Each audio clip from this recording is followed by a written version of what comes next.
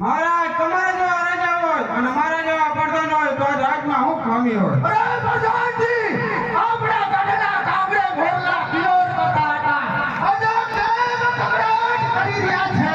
ભક્તિ કોઈ તો સમજો આપણા ઘરે આવે વિવાદ નથી માંડવા માંગે છે. તો રાજની અંદર એવી નોકી કરો કે આદરનો માણસ બહાર લઈને બહારનો માણસ અંદર નહીં. ઘણો કસુમાને કરો આનંદ. જો મારા તમારો હુકમ. કોણ છે હાજર? પ્રધાન છે ને? અરે પ્રધાનજી, કહો કોક દાદા અંદર આવવાની માંગ રજા માંગે છે. કાલે સવારે આવજો. પ્રધાનજી, કહો કે ગોરદેવ અંદર આવવાની રજા માંગે છે. મહારાજ કોઈ ગોરદેવ અંદર આવવા રજા માંગે. અરે જે થાઓ પાણીથી આમ ક્યાંથી આવો છો ને કઈ તરફ જઈ રહ્યા છો? છોકરા કરતી આવું છું મહારાજ. ત્યાંના રાજા અજમલજી તેની દીકરી સગુણાનું શ્રીફળ લઈને આવ્યો છું મહારાજ. અરે પંડિતજી, તમને ખબર નહીં હોય કે મારે ને અજમલને 20 વર્ષના વેર છે.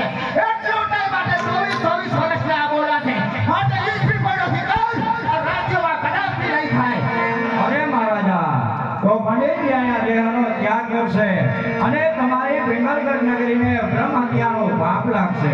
અરે નહીં પંડિતજી, જો તમે આ દેહનો ત્યાગ કરો તો અમારી પિંગલગઢ નગરીને કલંક લાગે. મને પંડિતજી મહારાજ રાજમાંથી પ્રતાપને બોલાવો.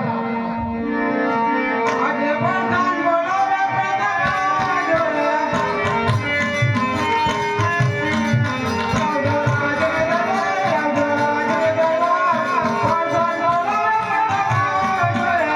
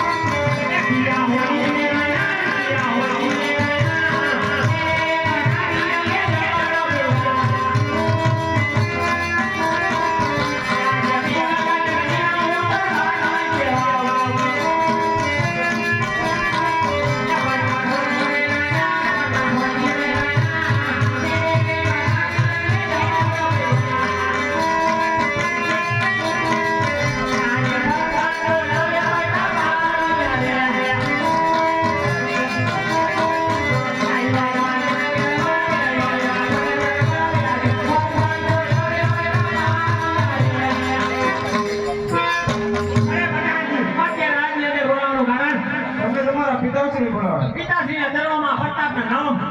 અરે બેટા બેટા, ભોગરાજના રાજા અજમલ તેમની કુળની સગુણાનું શ્રીફળ લઈને આવ્યા છે. પંડિતજી તેમને તમારે વિચાર કરવાનો છે. એટલું જ નહીં 24 વર્ષે આપણે બોલ્યા છીએ માટે આ શીખવાનો શિકાર કરાવી રહ્યો કઈ શીખવાનો શિકાર નહીં કરવો, પંડિતજીના દેહનો ત્યાગ કરશે. અરે પિતાશ્રી બીજા પંડિત દેહનો ત્યાગ કરે તો આપણી પિંગલગઢ નગરીને કલંક લાગે માટે આ શીખવાનો શિકાર જરૂરથી કરીશ